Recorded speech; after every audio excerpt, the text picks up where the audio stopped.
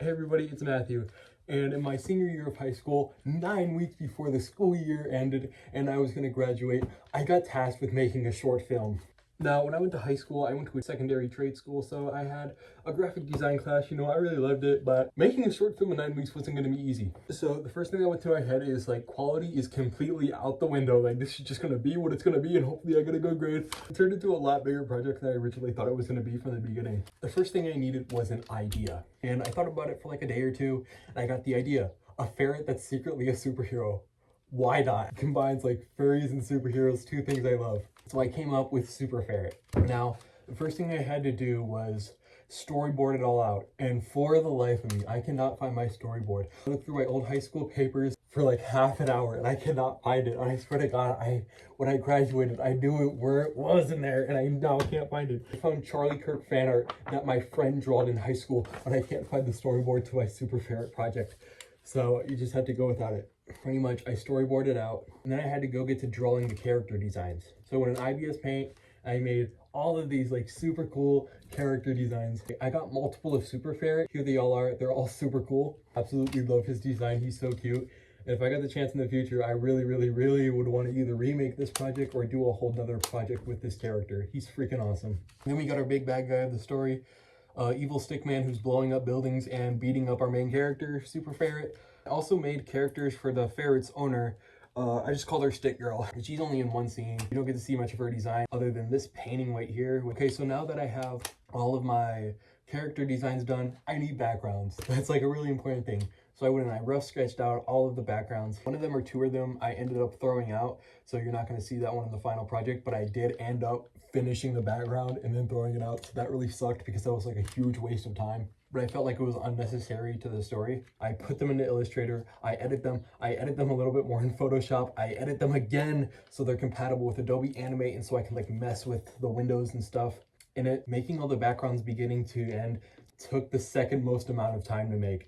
I'm putting it second to animation. I really like how these backgrounds come out. I put a lot of effort into them. So now I have all the backgrounds. I need a logo. So logo, I rough sketched it out, put it into Illustrator, made the logo. Super Ferret. Really like what I did with the typography in this logo. I made the font myself. I freaking love it. It's so cool. This is a really cool logo. And it really goes along with the character. It goes along with the color scheme. I freaking love the logo. I will glaze this logo all day long and all day night. Okay, so now I got character designs, finished background, finished logo. Now I just need to do the rough animation. So I went into FlipaClip and I started making the rough animation. Here's the rough animation. I'll play it out right now. It looks really bad, but I promise me it'll look better later. I ended up adding a fight scene to the short film later in production. So it's not in this, it just says Kapow. That was my original idea, but I had time to add a fight scene. So you'll see that later in the animation because it's later on in the pipeline. Okay, rough animation is done. Now I need to go finish making the characters so I can put them in Adobe Animate and start animating them. Now for this I used rigged animation, so I needed to go make the character rigs, which is really the only one I had to make was for Super Ferret. So I'll show on screen here, I made these rigs in Adobe Illustrator and then I just imported them to Animate and I could like move all his limbs and stuff. It was really fun and it's a really easy way of animating. Then you may see like some other pieces of like buildings and stuff too in that. That was for the background when stuff has to like move in the background. Or I need like a certain texture for a window so it actually like looks like the ferret's like behind glass. For Evil Stickman and Stick Girl, they didn't really move. In the beginning where a stick figure like flies up and lasers down the building, I did that completely hand drawn. It wasn't worth making a rig out of. Doing it hand drawn would just take less time. It's pretty much them. They're just like a PNG, but I was really smart with it so it looks like they're animated. If they actually needed to like change the angle or proportion like Stickman and Stick Girl had to do, it's just a completely different drawing. I switch to and it like switches when it switches scenes, so it like makes sense. It makes sense when you watch it. I just don't know how to explain this, but it's just like you don't notice it. Now all that is in there, I start compiling it all together in Adobe Animate. I can probably show the Adobe Animate file on screen. I put that all together and I'm at the part where it's gonna say Kapow. And I'm like, I have a few weeks left. I can make a fight scene.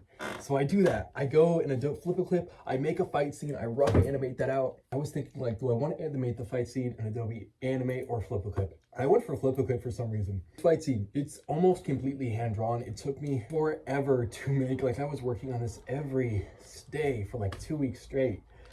Like practically day and night. Like literally all my free time was just like Super Ferret fight scene, Super Ferret fight scene, Super Ferret fight scene. It was super annoying. It was crazy to make him flip a clip, but it looked really, really good in the end. I'm really proud of that scene. Took the most effort out of this like whole project was that fight scene, even though it's really, really short.